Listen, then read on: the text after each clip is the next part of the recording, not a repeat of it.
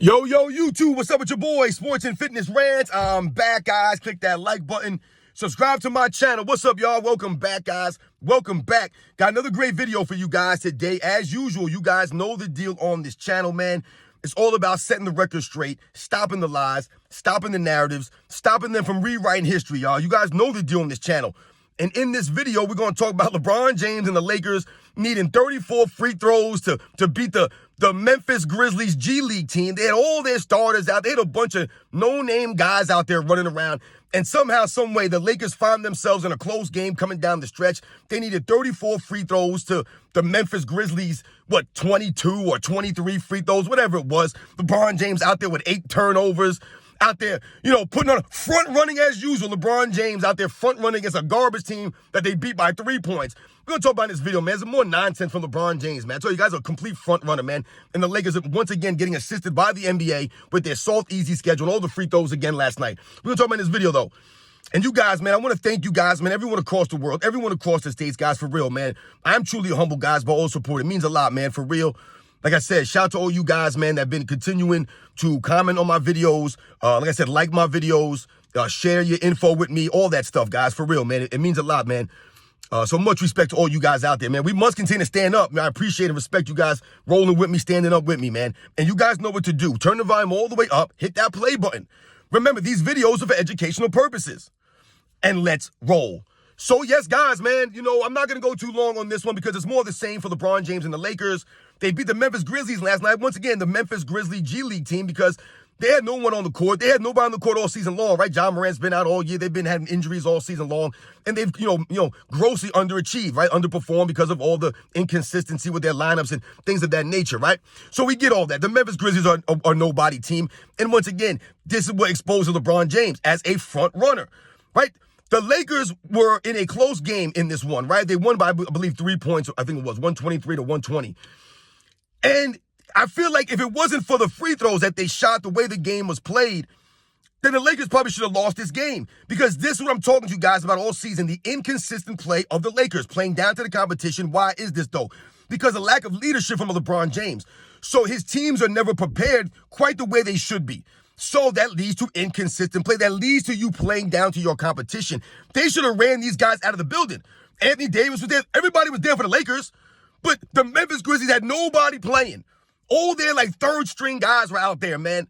And the Lakers somehow needed all these minutes, the whole game essentially, to beat these guys.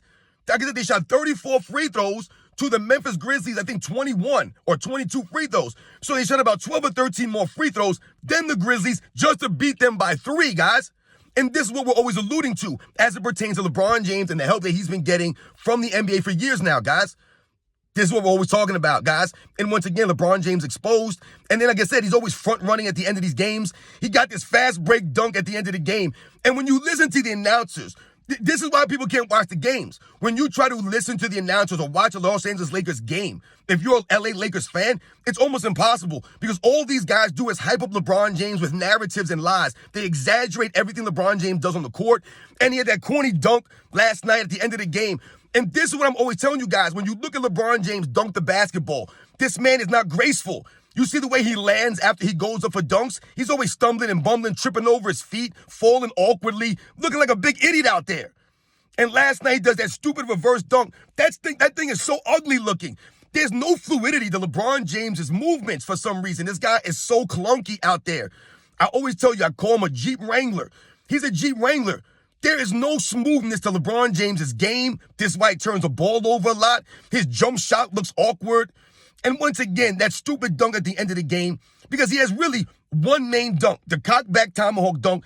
That's his 99% of the time dunk. And people somehow to this day, his corny fans, these lame broadcasters, still to this day are amazed at LeBron James' cockback Karl Malone dunk. Karl Malone was doing that for years, and he actually had more swag on it. At least Karl Malone put the hand behind the head. As corny as it was, it still had more swag than LeBron James's corny tomahawk cockback dunk. But if he's not doing that dunk, he's doing that stupid reverse dunk that he always tries to copy from a Kobe Bryant, a Michael Jordan, and he's got no swag with it, no fluidity with it. It's not graceful. Right? It's not poetry in motion when you see LeBron James doing these things, and then he lands all stumbly and bumbly. And then he's over there playing to the crowd, looking in John Morant's face, right? Like I said, being a front runner against the lowly Memphis Grizzlies with nobody playing. LeBron James is out there celebrating and front running when his team is fighting for a playing spot or position in the play-in, right? They somehow moved into I believe the 8th spot now in the play-in because all the other teams are playing against each other and LeBron James' Lakers are playing against the bottom teams in the West. Meanwhile, all the other teams in the Western Conference are finishing out their last 4 or 5 games against each other. The Phoenix Suns playing against the Nuggets playing against the Timberwolves playing against OKC. You know what I'm saying? The Clippers playing against the Mavericks. Everyone's playing against each other. The Kings are playing against this team. Like, they're not against the Pelicans. Everyone's playing against each other to get each other losses. Meanwhile, the Lakers are playing the Memphis Grizzlies, the Utah Jazz. They're playing teams like this. They're playing all these bottom teams now to end the season, right? They've been playing all these weak teams. This has been the Lakers' schedule. They had all these days off in between these games. LeBron James load managing, and then he comes out there last night and front runs. But they won't talk about the 8 turnovers he had last night. 8 turnovers last night for LeBron James. They will not mention these things on the broadcast. They'll just keep talking about LeBron James doing his fancy dunk, jumping out. Oh, you saw the speed from LeBron James? He's jumped right between. The guy literally tried to save the ball from going out of bounds and just threw it right to LeBron James. There was nothing spectacular about it. There was literally nothing spectacular about it. This is LeBron James once again being a front runner. There's the Lakers. 34 free throws, guys. 34 free throws to 22 or whatever it was. Over double-digit more free throws against the Memphis Grizzlies with nobody? What are they, in the 12th, 13th seed Memphis Grizzlies? Come on, man. 8 turnovers for LeBron. Once again, LeBron James leading his team in turnovers. Right? This is LeBron James. No hustle stats. LeBron James not playing a lick of defense out there. But his fans won't say anything. His fans won't call this out. None of this stuff, guys. It's a joke, guys. You know the deal, man. It's completely laughable for these people, these LeBron James fans, to continue to support this man and the broadcasters to be announcing the games. Like I said, what are you guys looking at, man? Why can't you guys just call the game objectively and stop over-exaggerating everything, creating all these narratives and all this nonsense, man? You can't listen to any of these games with the Lakers and LeBron James. It's a joke. Everything he does is hyped up times 100.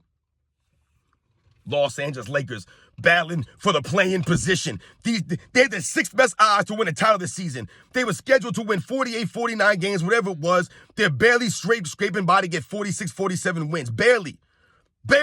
Can't win a road game. Need all these free throws, all this help from the in-season tournament, all this nonsense, guys, for the Los Angeles Lakers this season. Remember, Darvin Ham was supposed to get fired. They were supposed to trade the players. Right? Never has any help. Yeah, we're in a good place. The Lakers are in a good place right now. You got articles coming out talking about LeBron James, one of the best shooters in the league now, 39 years old. One of the best shooters in the league because he's shooting 40% from the three-point line. His three-point percentage improved. Everyone is shooting 40% from the three-point line. He's like 30th in the league in three-point percentage. What are we talking about here? These are more than narratives of the same, guys. All more narratives for LeBron James and the Lakers. All this help they've gotten. No one wants to talk about these things. All the turnovers from LeBron James. This man still turns the ball over at a high volume. And his 21st season, he's never adapted or adjusted his game. This guy's always turned the damn ball over. And what do people say? Oh, LeBron James has all these turnovers because he's been playing for so long. That doesn't make any sense, guys. It doesn't make any sense. LeBron James leads the league in turnovers in NBA's history because LeBron James has never adjusted or adapted to these things or worked on this. Think about it. It isn't like LeBron James came into the NBA averaging a certain amount of turnovers and he's improved upon that. The man has been averaging the same amount of turnovers essentially from the beginning of his career to now. It's always 3.5, 4 turnovers a game. Every single season for LeBron James. All these turnovers. All these shots LeBron James takes still turns the ball over a high volume. Why? Because LeBron James always has to dominate the basketball, always has to dribble the basketball, and the man makes a bunch of bonehead plays at the end of games. He's an idiot. He fumbles and bumbles the ball a lot. He has no ball handling ability, no dribbling ability from LeBron James. Look at his ball handling. It's awkward and clumsy. It's not creative. It's not fluid. It's not smooth. None of this stuff. It's not poetry in motion. No, not LeBron James. He never worked on these things like that to become fluid, to become smooth. Awkward, ugly game. Doesn't pass the eye test, LeBron James. And last night they beat the lowly Grizzlies. They needed the whole game to beat the Grizzlies with nobody playing. The Lakers should have beat that team by 30 points.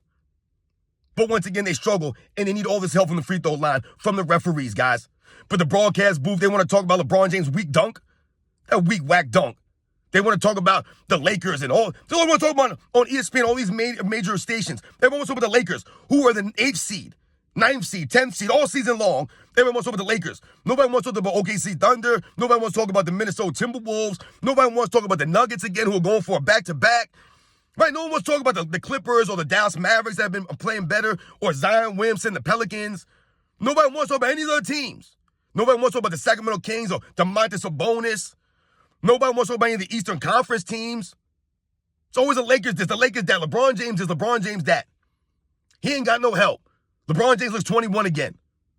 LeBron James doing this. LeBron James one of the best shooters in the NBA now. I saw something, an article on ESPN or something that said why LeBron James deserves an all-NBA selection. You see what I'm talking about, guys? This is what I'm talking about. Once again, the narratives, everything goes to why LeBron James deserves something. Oh, LeBron James deserves to win a championship, man. They got to get him more help. It's always what LeBron James deserves. No one else deserves anything else in the NBA. Only the guy who's been in the league for 21 years, who's been handcuffed in the NBA, who has terrible sportsmanship, does not respect the game of basketball, does not respect the fans, does not play for the love of the game, is there for the money and the fame. Always asking for max contracts, walks off the court early, gets fans ejected from the games, load manages. This guy, he deserves stuff? No, he doesn't. LeBron James a coward, man. Always talking down to the fans. Like I said, man, the guy's got no honor, no integrity, no class. But he deserves an all-NBA selection. Based off of what? Off of what, man? Once again, handcuffing the NBA and these guys, but with the narratives, man. Guy doesn't deserve an all-NBA in years. Standing around defense, but he deserves an all-NBA selection? He's standing around. He ain't doing a damn thing out there. If it wasn't for Anthony Davis, the Lakers are nowhere. Nowhere without Anthony Davis. He's the best player on that team. He's the all-NBA performer. It's him. You guys know the deal, man. Once again, no one's impressed with these whack, lame wins for LeBron James and Lakers. These guys were supposed to be way better than this season, but they've lowered the standard. They've lowered the bar. And once again, the LeBron James and Lakers, again, help from the referees, and we see that. No one respects this nonsense. Let me see what they do in the play-in. The play-in. They have to go through a play-in first, guys. That's LeBron James teams. You guys know the deal, man. I'll catch you guys on the next one.